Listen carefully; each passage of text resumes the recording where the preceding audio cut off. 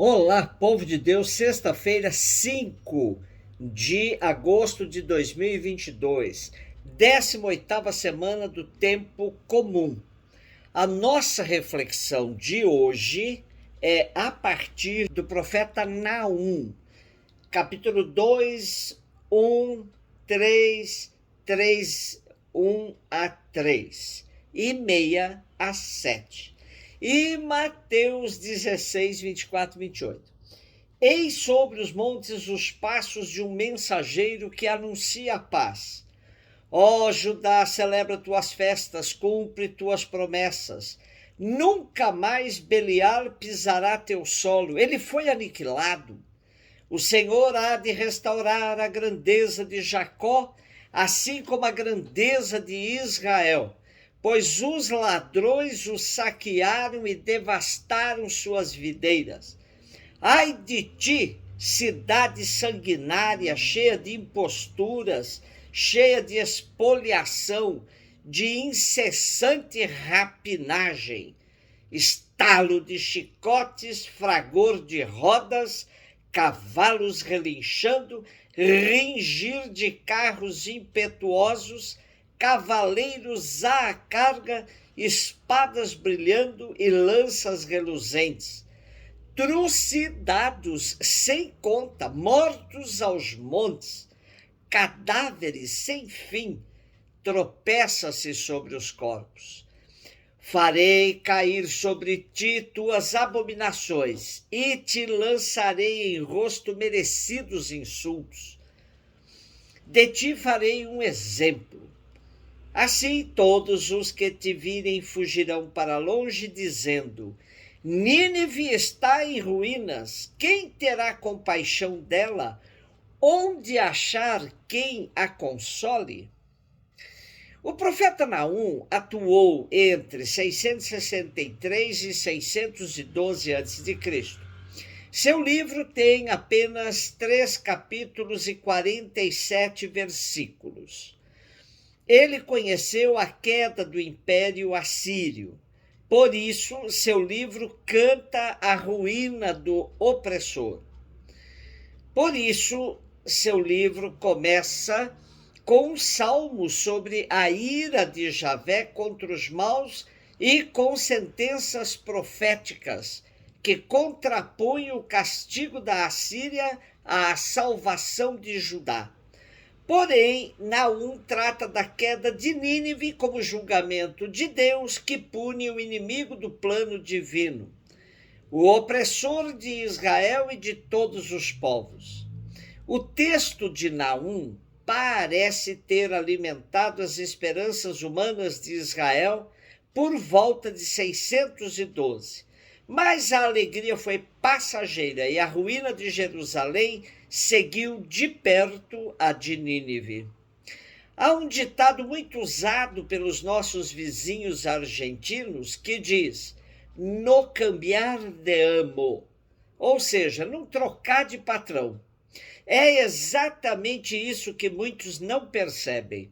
Lutar contra um império é importante, pois o sonho de Deus plantado no coração de seu povo tem o nome de liberdade. Porém, muitas vezes essa luta é frustrada quando não se calcula exatamente a força daqueles com os quais a gente se une para lutar.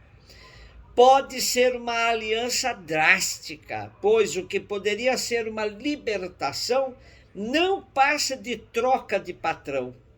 Naum pensou que a queda de Nínive seria a libertação de Israel, mas logo se percebeu que surgiria outro inimigo e que Jerusalém não resistiria. Mateus 16, 24 e 28, Jesus disse aos discípulos: se alguém quer me seguir, renuncie a si mesmo, tome a sua cruz e me siga.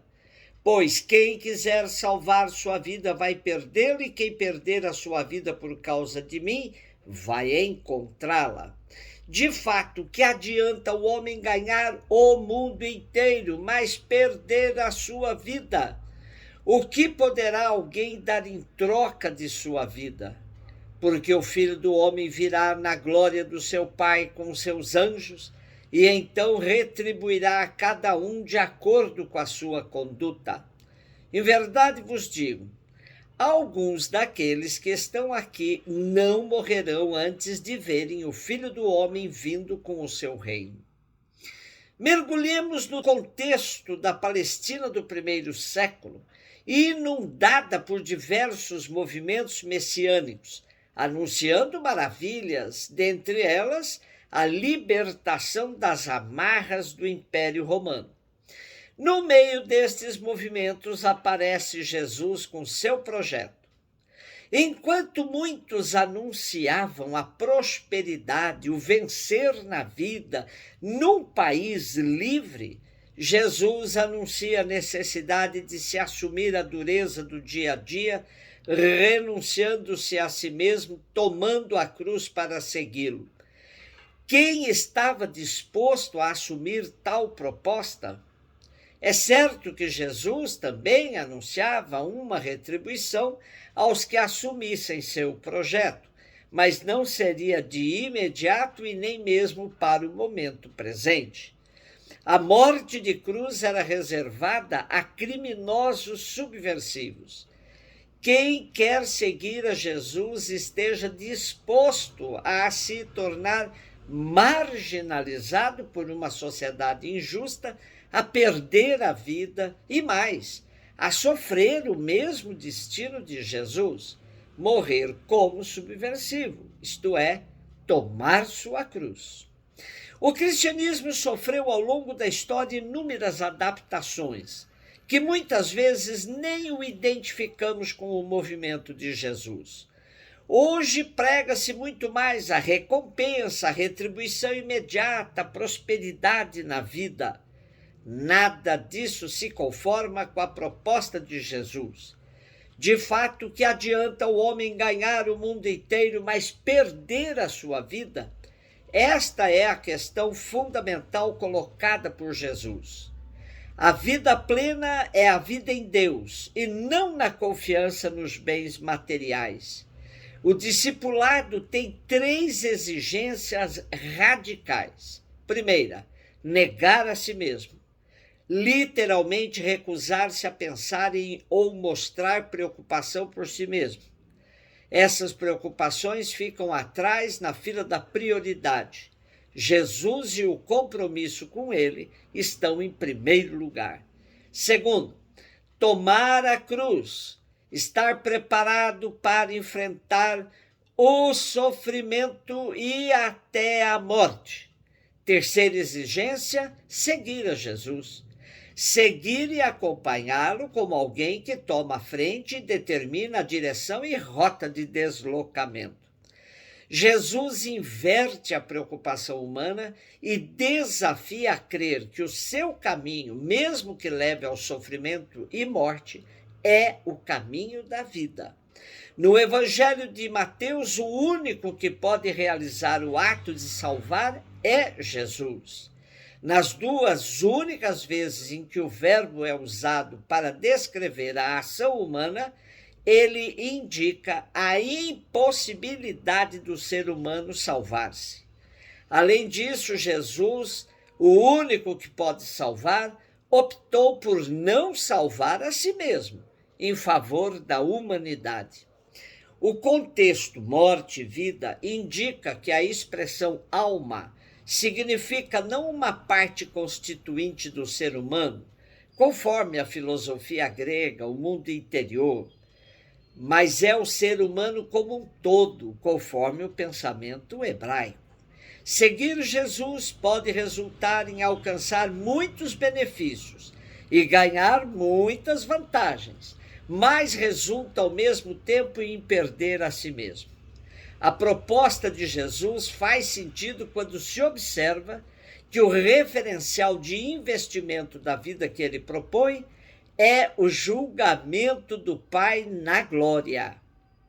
As promessas reservadas para a glória, tanto da salvação como da perdição, o contrário da glória, relativizam os resultados que podem ser alcançados neste mundo. Por fim, a afirmação de Jesus: alguns daqueles que estão aqui não morrerão antes de verem o Filho do Homem vindo com o seu reino, oferecem-nos algumas possibilidades de interpretação. Primeira, segunda vinda de Jesus, a qual os primeiros cristãos acreditavam que ocorreria estando eles ainda em vida. Segunda, a sua morte e ressurreição, ou a transfiguração, relatada na passagem seguinte, que vamos ver. Nosso texto de hoje deve ser lido na perspectiva de lições do caminho do discipulado. Para nós fica a pergunta: será que de fato seguimos Jesus? Ou já nos acomodamos a um cristianismo água com açúcar? Um beijo no seu coração.